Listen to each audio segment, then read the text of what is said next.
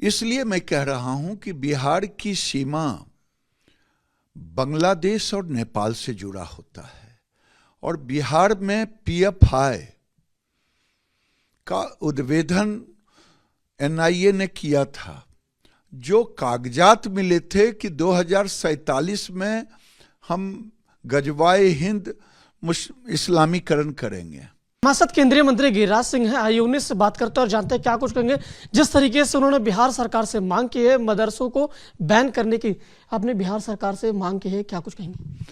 देखिए, देश के अंदर अवैध मदरसा और अवैध मस्जिद की बाढ़ हो गई है। 1947 के तुलना में हजारों गुना बढ़ गया है और आज बिहार बारूद के ढेर पर है।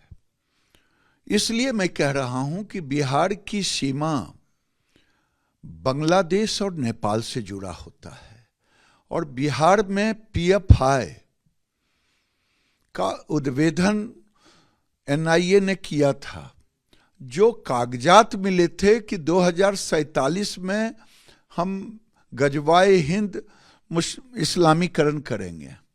एक तो सुरक्षा का विषय है, दूसरा जो वैध मदरसा है उसमें विज्ञान कंप्यूटर की पढ़ाई हो, अच्छी बात है। अवैध में मजहबी शिक्षा दी जाती है और मजहबी शिक्षा के कारण पीएफआई अघोषित पीएफआई काम कर रहा है। वो उन्हें आतंक की ओर ले जाता है और जो बिहार और देश के आंतरिक सुरक्षा का प्रश्न है।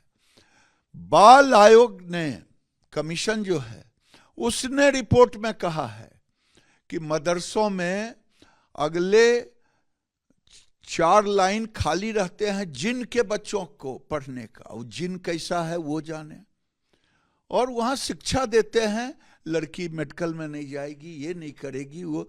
इसलिए मदरसा भारत के सामाजिक सुरक्षा के लिए भी संकट है, अवैध मदरसे।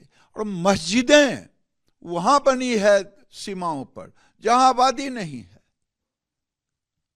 इस पर जांच करनी चाहिए। नीतीश कुमार तुष्टीकरण की नींद से ऊपर आए। देश और बिहार के लिए आप कम से कम इसकी जांच तो करा लें। आप छुट्टी घोषित जरूर कर दिए हैं, आपने बना दिया है इस्लामिक रिपब्लिक ऑफ बिहार और एक कैलेंडर जारी कर दिया और मन बढ़ गया। आपने शुक्रवार को छुट्टी कर दी, यूएई ने शुक्रवार से रविवार कर दिया, जो 7 मुस्लिम कंट्री का एक संयुक्त है।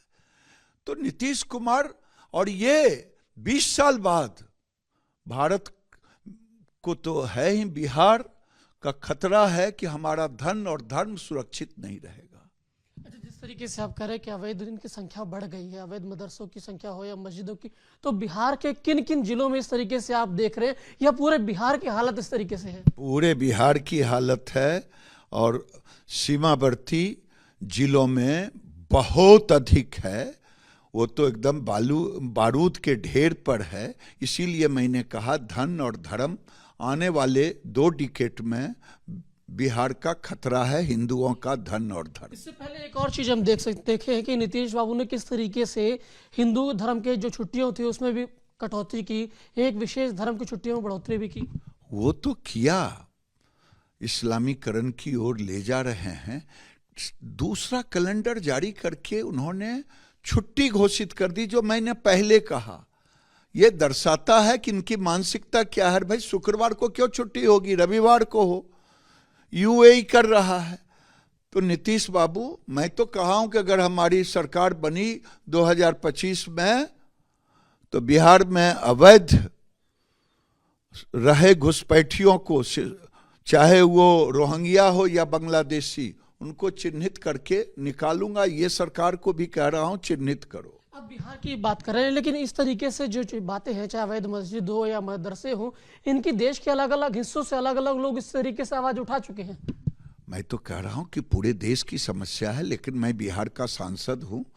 मेरा फर्ज बनता है कि अपने मुख्यमंत्री की कुंभकर्ण निंद जो तुष्टिकरण का है उससे इनको सदन के अंदर इस तरीके के आप आवाज उठाएंगे, क्योंकि सदन हर चीज जहां उठानी होती है वहां उठाता हूं। बहुत बहुत शुक्रिया हमसे बात करने के लिए। तो केंद्रीय मंत्री गिरिराज सिंह थे। वीडियो जर्नलिस्ट सलील के साथ गणेश पाठक, रिपब्लिक भारत, दिल्ली।